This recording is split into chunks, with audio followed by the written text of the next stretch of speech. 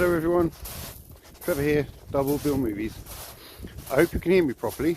I shall try and speak nice and clearly. So basically this is going to be episode 2 of my How Physical Media is Made. Now you may notice some strange sounds. That's because I'm walking on a beach and it's not a sandy beach. So today's episode will come from a very special location, as I mentioned in my last video. But I'm not going to tell you yet because we are on our way there. So, where did we leave off from? So if you haven't watched episode 1, I urge you to go and do that first. I shall leave it, there should be a link in the description of this video. So make sure you go and watch that episode first. Otherwise you won't have a clue what I'm talking about. Now, where we left off was the first disc has basically had some content put on it, and I would then have to watch through that video and do a little bit of QC on that.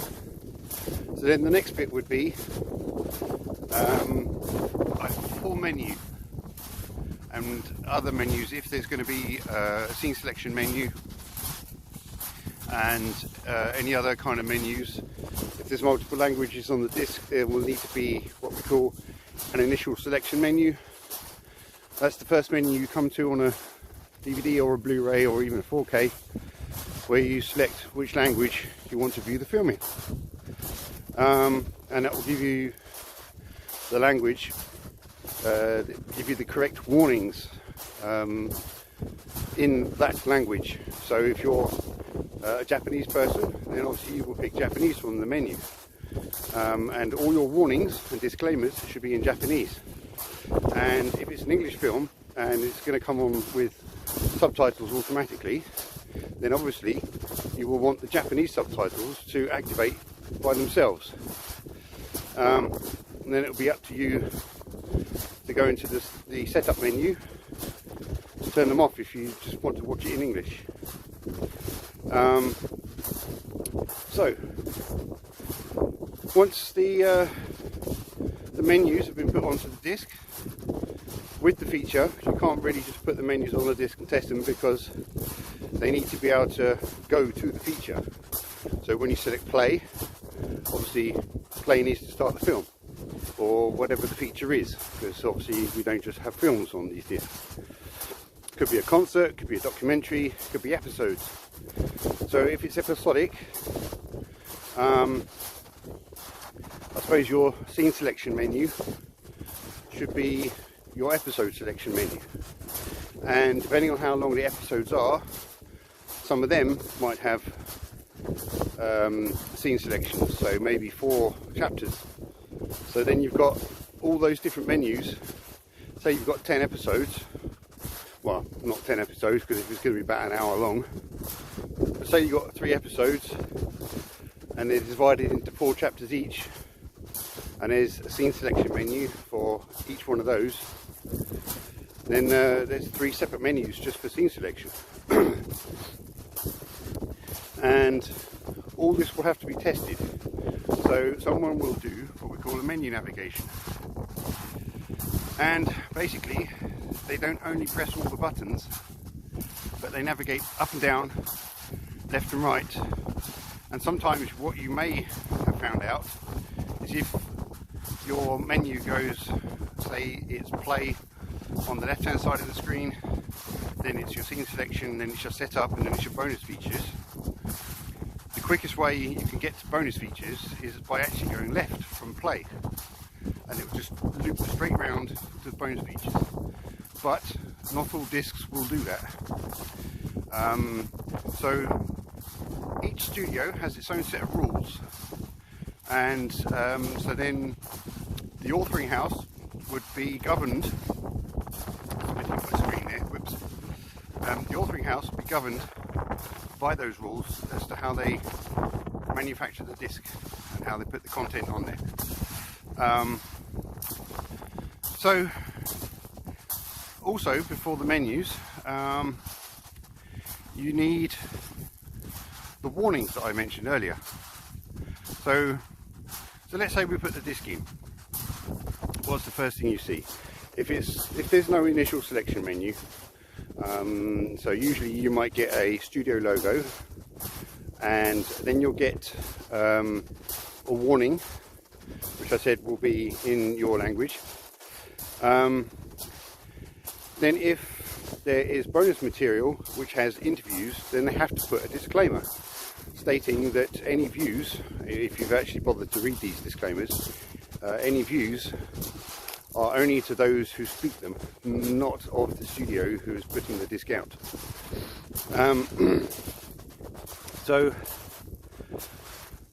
Yes, this is not easy to walk on where I am, but hey, I'm doing all right. So yes, then you might have some trailers, and these should be trailers relevant to the title you're about to see. So obviously you don't want to put a horror film like Saw or something like that on a Disney film, do you? So that's something we might have to check out as well. You know, sort of, hang on, this trailer doesn't look appropriate for this movie, and obviously you would say so. So even before we get to the menu, we would have to check whether you can skip the trailers or the warnings, because some of them you can, some of them you have seen this function is not available. So we would have to make sure that that is the case. And yeah, so skipping all that, you may have seen on the Disney discs that they have a function where you can navigate straight to the main menu and bypass all the trailers. Now this function is actually available on some of the early DVDs. I just realised you can't really see my face properly, didn't mind. But as long as you can hear my voice, it doesn't matter, because I can't really see my screen very well. But yeah, so I think it's the first sort of kind of Disney screen that comes up. You can press the menu button there and it just takes you straight to the menu and bypasses all the trailers. Now obviously that comes up as an instruction on most of the modern Blu-rays, but anyway, so all that sort of thing would have to be tested. So you may have seen on your remote that there is a menu button and a top menu button.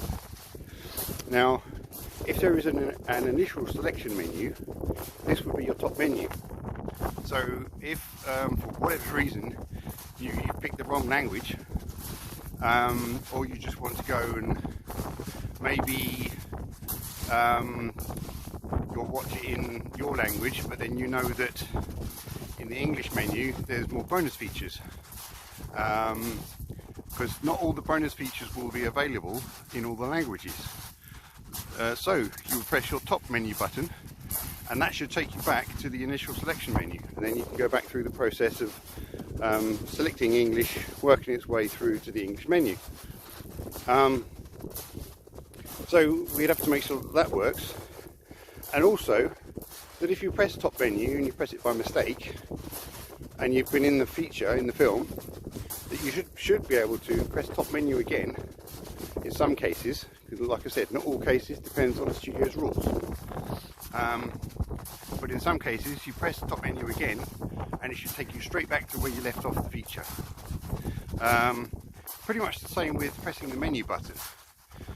If you just sort of check something in the menu and you're like, oh no, I don't know why I did that, or what you wanted to check was fine, then you press menu again and it should take you back into the feature.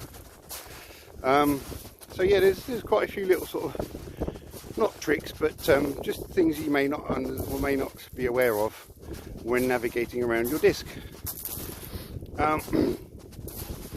So let's say we've picked our language, we've made it through the load sequence, or the trailer build as we might call it, and you get to the menu. So where is the first highlight? The first highlight should be under play, because primarily that's what you want to do. So, as like I said, someone would then sit and navigate to play the main menu, like I said, up, down, left and right. Invariably, left or right won't go anywhere. But on Disney, and I think Universal discs, definitely, if you just navigate to right, they will open up the next menu. So you don't have to press enter. You can literally just navigate there. And this, you know, if there's many sub-menus, you should be able to do the same to get to each sub-menu. So, a bit breathless. Oh, my legs starting to ache a bit as well, but never mind. I do have my lovely green stockings on, and the only reason I have them is because of the big blood clot I used to have. But anyway, enough of that. So we want to pick,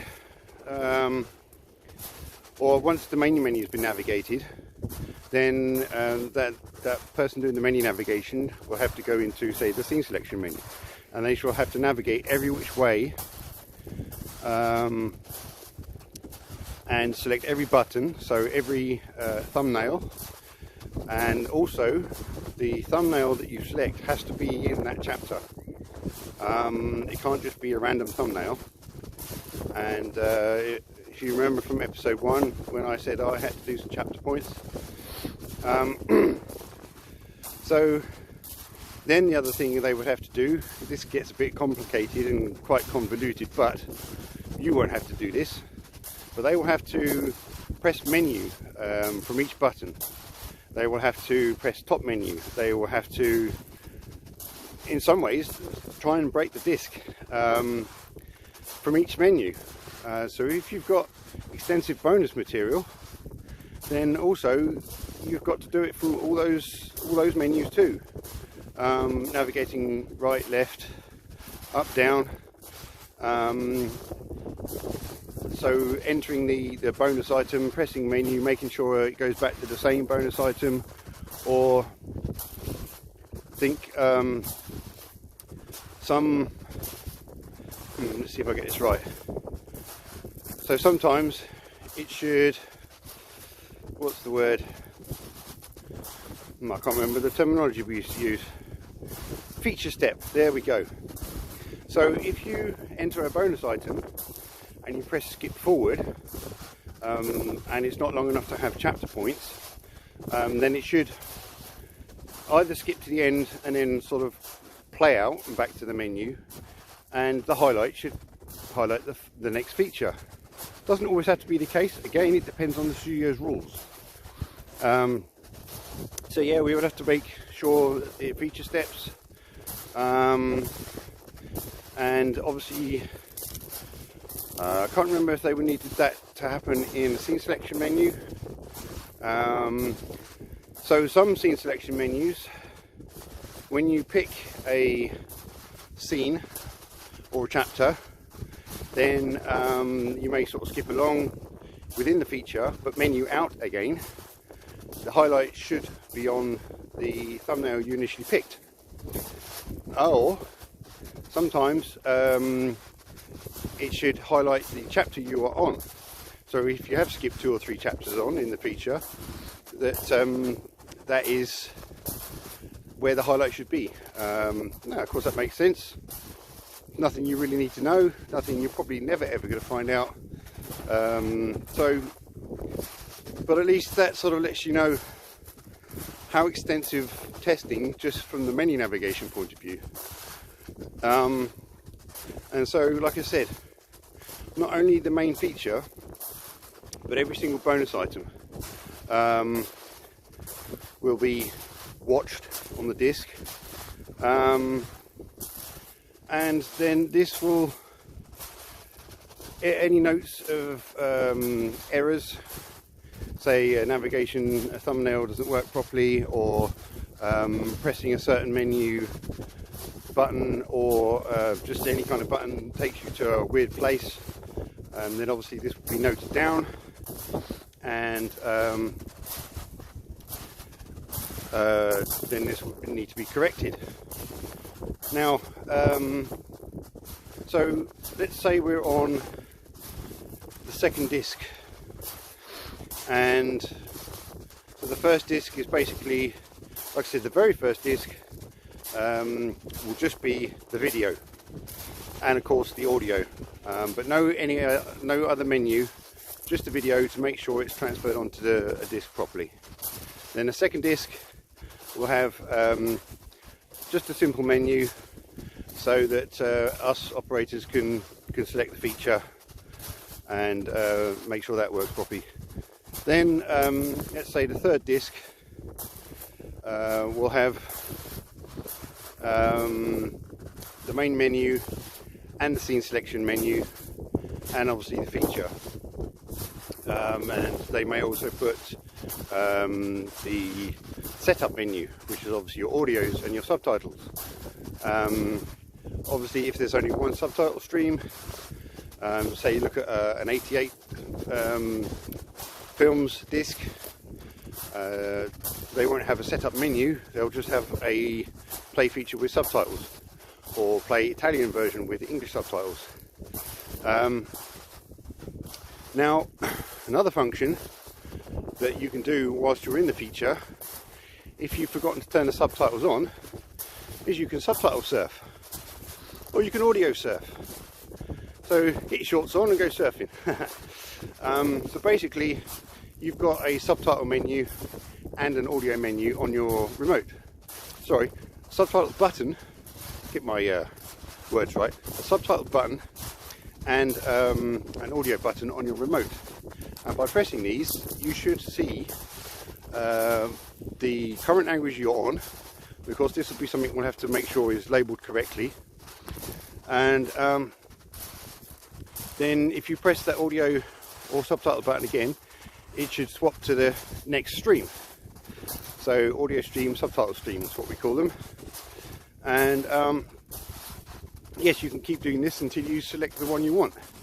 So if you start a feature and you know that it has 5.1 DTS HD master, and unbeknownst to you they've decided that the default audio is the 2.0 mono, and you're thinking, hang on, this doesn't sound very 5.1, and you look at your amp or whatever display your player has, and you notice, oh, let's play mono. Why is it playing mono? Instead of going to the menu to select the correct audio, you should just be able to surf it by pressing the audio button until your amp lights up with all the lovely glorious 5.1 or 7.1, and suddenly you're in surround sound. So, oh dear, I'm coming up to some pillboxes. Oh, I better be careful. Wonder what they're from, eh? So yeah, that's just some things you can do whilst you're in the feature. You've probably played around and found all this out yourself. But when I was at my first job, which was QA, and like I said, I will get onto that in a few episodes down the line, because the QC part, the quality control, not quality assurance, is the first aspect of the job. And although I did the Sony job second, it's kind of, like I said, the first part of the process, so that's why I'm starting at the quality control. So yes, I was only at Sony for a year, and that was in London. So I had a pretty horrible commute every day. Kind of cool in the morning, just put some headphones on, put some tunes on, sit on the bus, get on the train, and then walk to work, and I'm done. But coming home, yes, I can put the tunes on, but I had to put up with all the other commuters and people that have been out in London all day, and tourists and everything, and cramped, and I just want to get home because I've had a long day. So in some ways I was quite thankful I'd only done a year there. But now I'm pretty much at the location I want to be. So I shall just wrap up this episode. I shall turn around. I shall show you the sea first. And so let's wrap up this episode of all the menu navigation that's been done on the disc. So we've checked out the main menu, we've checked out the scene selection menu, we've checked out the bonus features menus, depending on how many of those are, and we've checked out the setup menus. So that's, you know, basically 4 menus, but it could be 10, it could be more. So anyway, that's the end of today's episode. So now I'm going to show you the location where we actually are. Now if you can see behind me this stretch of water, many years ago, in 1942 I think it was, a very special item was tested here. I am on the Chesil Beach, and the way I'm looking now, I would have had a Wellington bomber coming towards me from that direction, and it would have been carrying a very special bomb, but it wasn't a real bomb, it was just a test shape, and that is of course the bouncing bomb. And you may have heard about the bouncing bomb, and that's why you've heard about the bouncing bomb, the dam busters. And as I said, this stretch of water behind me is where that first bomb bounced along, and Barnes Wallis finally got to see his design working properly. Now, they only did the first tests here. They ended up doing more tests at Durban Water in the Lake District and some other place in central Wales.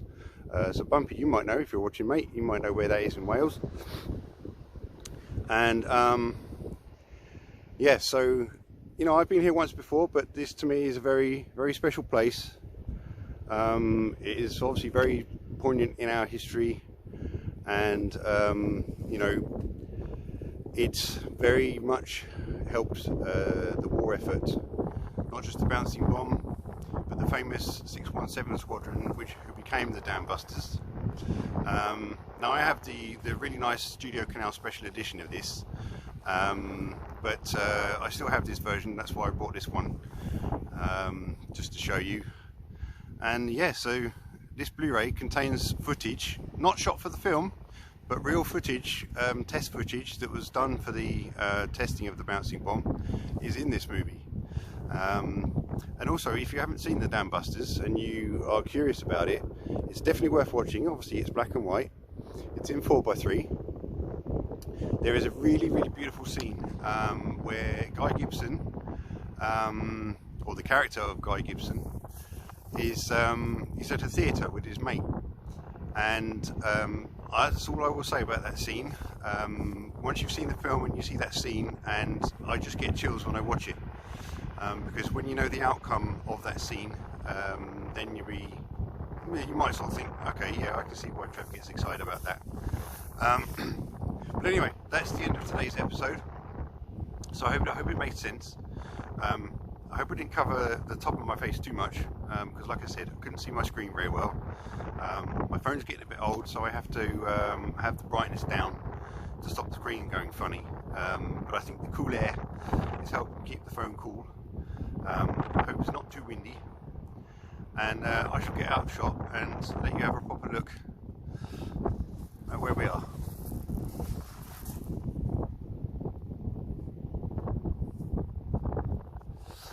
So there you go, that's the location of where the bouncing bomb was tested for the very first time, and took a few attempts to get it successful, but watch the film and you'll find out why.